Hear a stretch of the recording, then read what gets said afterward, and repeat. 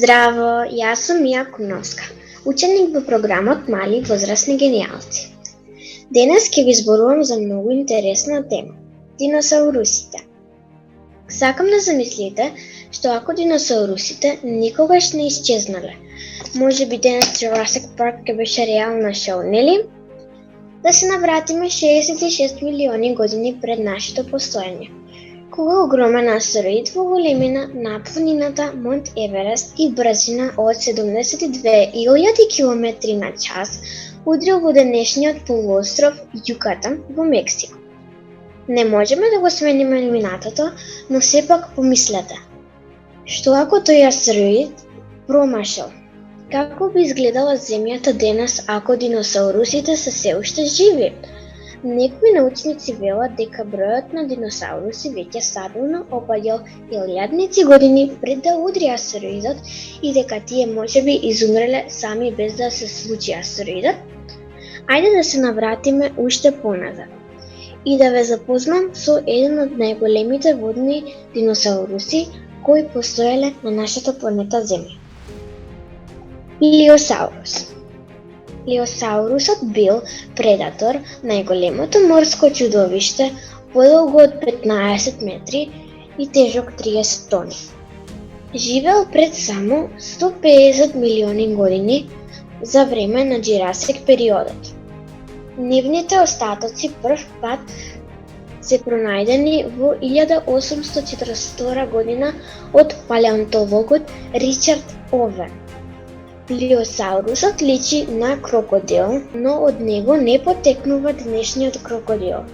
Овие суштества имале огромна глава, краток врат и широки и големи пераи. Океанот е навистина страшно место, полно со ајкули, отровни риби, октоподи, многу страшни риби. Но се што живее во морињата не може да се спореди со огромните монструми кои живееле милиони години наназад. Нели? Титаносаурус. Титаносаурус е еден од најголемите диносауруси, достигнувал тежина до 90 тони. Ние навистина не знаеме што би можело да се случи доколку диносаурусите се се уште тука, но би можеле да предпоставиме ако се споредиме со нив. Би биле многу мали и можеби изедени. Сега конечно големо прашање. Дали кликнавте на копчето за претплата? Што? Добро, извинете. Погрешно прашање.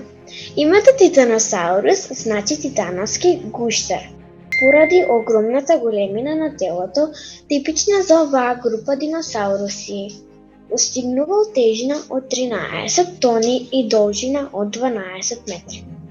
Титаносаурус имал мала глава, долг врат, широк граден кош, масовно тело, тенка карлица со споредба од другите сауроподи, крупни екстремитети и долга опашка како камши. Предните нозе му биле многу пократки од задните. Аз лично, како и другите сауроподи, јадел по 1 тон храна. И покрај својот страшен изглед, Титаносаурус бил тревојац и најверојатно се хранел со облини количини со алги од четинари. Да запамтиме, пред да удри астероидот на Земјата, диносаурусите доминирале на планетата 160 милиони години. Значи размислете. Ако не се појавеше овој астероид, тогаш цицачите веројатно имаа мала шанса да растат и да се развиваат и ние луѓето ќе игравме криенка меѓу дрвјата бегајќи од нив. Најпрво, важно е да утврдиме дека диносаурусите постоеле пред 180 милиони години за време на мезозојската ера, време во кое комуницирале без TikTok. Во тоа време Земјата имала многу топла клима и немало поларен мраз. Суперконтинентот Пангеа започнал да се распаѓа на помали копна, а од него милиони години подоцна настанале денешните 7 континенти. Научниците проценуваат дека во мезозојската ера имало скоро 2500 видови диносауруси во сите форми и големини. Некои тревојаци растеле со должина од скоро 33 метри, тешки 100 тони, а најголемите јаделе скоро 1 тон храна на ден. Сите видови диносауруси живееле низ целиот свет. Кога астероидот влекол во земјината орбита, станал огнена топка, кога се соочил со триење и гравитација во земјината атмосфера и се судрил со сила од 100 милиони мегатони. Од ударот испукнале остатоци во воздухот, експлодирале 20 кубини километри од земјината кора и предизвикале огромен земјотрес од 11,1 степени кој се појавил во сеизмички бранови во полуостровот Јукатан во северно-западниот дел на Пацификот. Леле, тоа било страшен удар. И како да не било доволно, температурата во воздухот зоврела до огромни 300 целзиусови степени. Високата температура ја цицала влагата, па дури ја зоврела водата во кожата на диносаурусите кои биле најблиску до зоната на експлозија.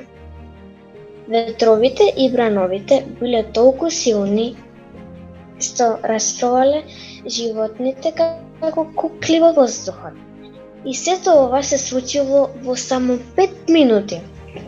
Од судирот на астероидот во Земјата 70 милиарди тони прашина и пепел ја исполниле горната атмосфера, движејќи се со неверојатни 16.000 километри на час.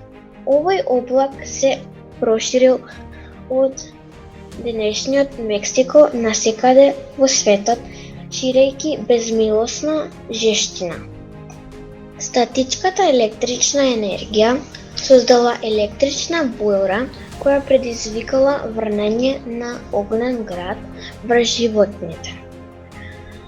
Пожари со силни ветрови гореле се пред себе со жештина од 1000 целзиусови степени. Само да знаете дека тоа е доволно жешко да стопи цврст алуминиум. Само помалите видови кои живееле на западната хемисфера можеле да ја преживеат топлината под земјата. Но големите момци како Трицератопс и Тирекс биле живи печени.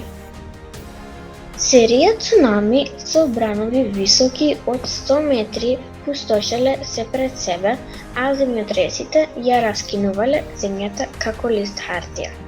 Стопени карпи насилно се пробивале низ земјата, заспаните вулкани насилно се буделе со огромни ерупции и спровале уште поголема прашина. Овој облак станал дебел неколку километри, ги спречувал сончевите зраци да стигнат до површината. А во површината, каде што имало корем, број отрови, гасови, кои ги парализирале белите дробови на неколкуте диносауруси кои биле преживеани во тој момент. Сите диносауруси кои некако го преживеале ова, постепено изумирале од глад. Поради тоа, 3 месеци по судирот на астероидот сите изумирале. Современиците на диносаурусите како инсекти, рани води, влекачи и птици, помали цицачи и риби, успевале да преживеат скривајќи се длабоко под дрвјата, под земјата или под водата. Леле, колку се спремав за ова. Сега конечно големо прашање. Дали кликнавте на копчето лайк и претплативте на нашиот канал? Добро, погрешно прашање. Еве, што ако не се случеше сето ова? Ајде да ги истражиме нашите опции. Опција 1. Астероидот можел да се продолжи својот пат без да биде вовлечен во гравитационното поле на Земјата. Можел да ја промаши планетата и да им дозволи на диносаурусите да живеат мирно во остатокот од својот природен живот. Опција 2. Астероидот можел да удре во океанот наместо на копно. Тогаш водата многу подобро ќе абсорбирала енергијата од ударот. Од небото немало да паѓаат парчиња остатоци големи како зграда. Немало да има заробена сончева енергија и зраци и немало да има вулкански ерупции. Цунамите најверојатно ќе биле полоши, ќе имало многу поплави и големи број жртви. Овие сценарија остануваат можност диносаурусите денес да се живи и продолжувале на својот развој. Колку сме среќни!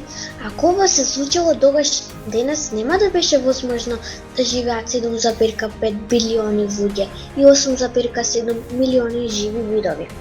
А чисто хипотетичка ситуација, ако диносаурусите никогаш не исчезнале, мозокот ќе продолжеше да им се развива заедно со нивните тела и можеби денес ќе работеа на Wall Street. Што мислите вие? Некои научници велат дека бројот на диносауруси веќе стабилно опаѓал илјадници години пред да удре самиот астероид. Значи можеби тие сами и ќе изумреле. Слична судбина ако диносаурусите можеле да имаат и цицачите. Стапката на наталитет полека се намалува во текот на милиони години. Но животот секогаш се наоѓа начин како да опстане. Се разбира, никогаш нема да знаеме дали нешто од ова е вистина, но секогаш забавно да се шпекулира. Па што мислите? Како би бил светот ако диносаурусите би биле се уште во нашата близина? Додека одиме на училиште или возрастните возат на работа, ќе требаше да избегнуваме големи планини од диносауруси, а цртаниот лик Fred Flintstone конечно ќе добиеше покажување во каменоломот.